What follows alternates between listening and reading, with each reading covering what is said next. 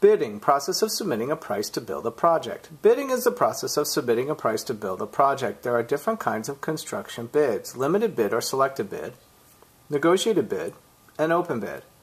A limited or selected bid is only offered to select builders, while an open bid allows any builder to bid.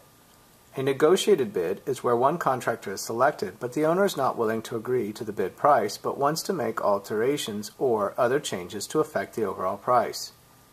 Bids can take on many forms.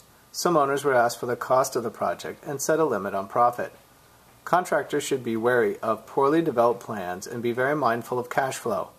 Overall, a business can be profitable and still go bankrupt. Bidding is the process of submitting a price to build a construction project.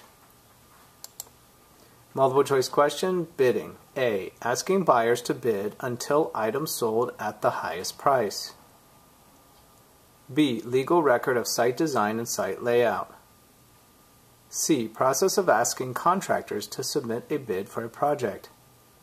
D. Process of submitting a price to build a project. So the best answer choice in this case from what we've been given for bidding is D as in dog, process of submitting a price to build a project.